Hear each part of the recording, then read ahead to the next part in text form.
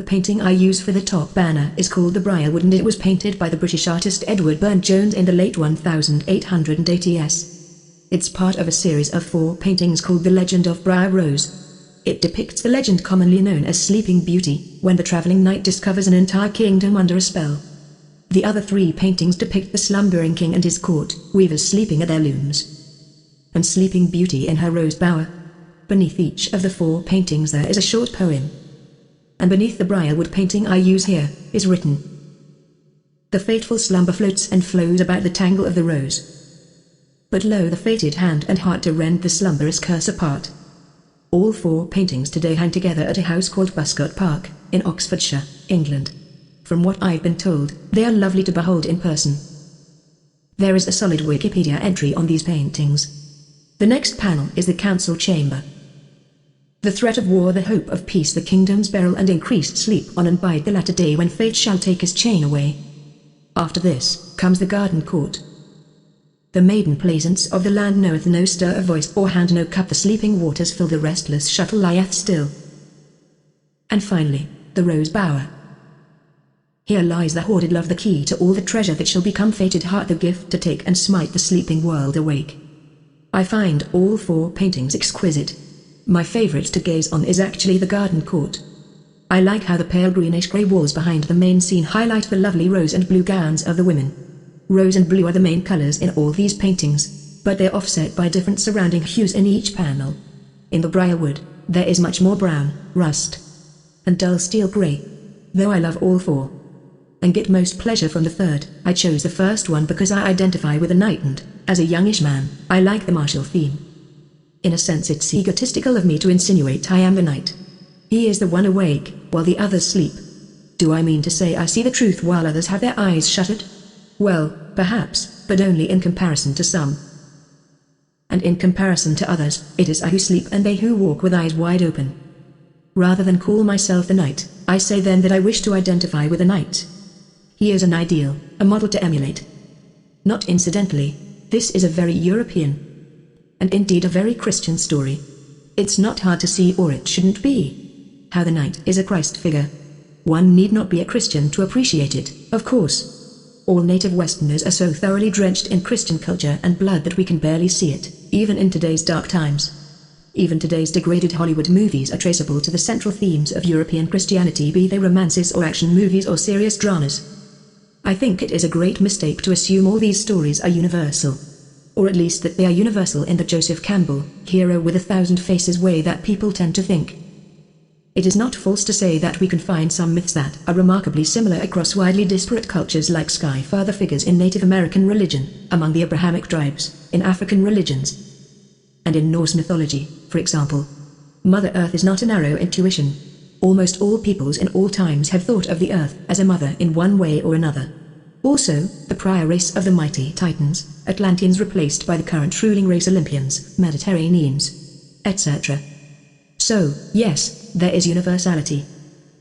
But anyone who thinks that heroes have always been like the heroes we know so well today in pop culture and high literature should take another look at Achilles, or Gilgamesh, or Raven of the Pacific Northwest American tribes that peopled the lands where I now dwell until quite recently.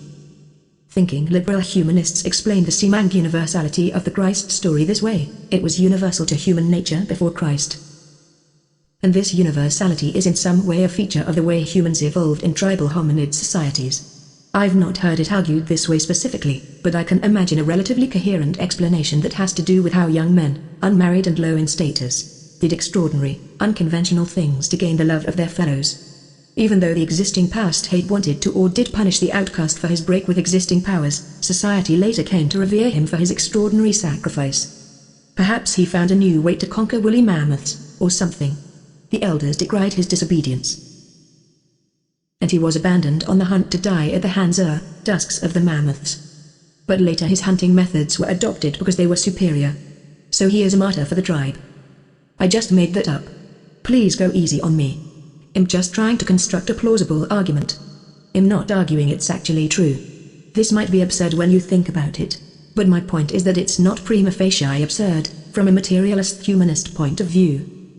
Thinking Christians would argue that hints of the Christ story in Gilgamesh or in Odysseus, who are really not very Christ-like but who can be said to be interestingly Christ-like in this or that sense, exist because the Word has been present since the dawn of creation, and because the whole world was anticipating Jesus until he came.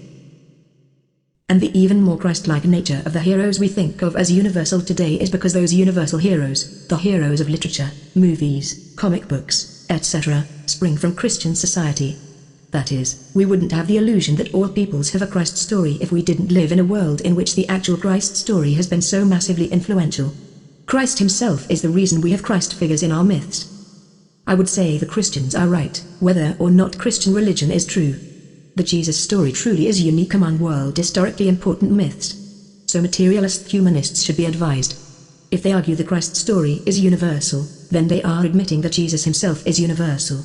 Ancient literature has sky fathers, has Mother Earths, has heroes. But it does not have Jesuses. Whether or not Christianity is true, it is radical. It is a complete break in the history of human mythology. The legend of Briar rose paintings simply would not exist if it weren't for Christianity. And this is more than trivially so, that is, it's not simply so in the sense that if you alter the past, you alter the present. Finally, I would like to say that this is not a Christian blog. I find that I have more to say, explicitly, about Christianity than some of the bloggers that I admire the most. You can find them in the blog role at right. But I am thinking specifically of Christian writers that rarely address Christianity directly and therefore presumably do not scare off non-Christian sympathizers, Lawrence Oster, Laura Wood, and Jim Galb, for instance. They are writers who are Christians, not Christian writers, if you understand the distinction. While presumably their Christian beliefs influence their thoughts and words, they don't spend endless posts picking apart Bible verses or what have you. But I also find it absurd how short a shrift I have given Christianity in the past. It is a major philosophy. Perhaps the most influential one the world has ever known. And it's far more coherent than most non-Christians want to realize or admit. And it's, objectively speaking, I truly believe, certainly more coherent than standard, modern left liberalism. That doesn't prove it's true, but it certainly proves it's worth taking seriously.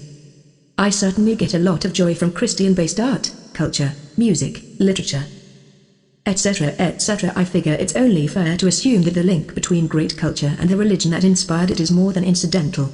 It seems to me to be willful spite to do otherwise. Some people these days seem happy to sign on to willful spite. But, what a vile motivation. Count me out. I'd rather be out of fashion than ugly-faced and bitter. Salvete.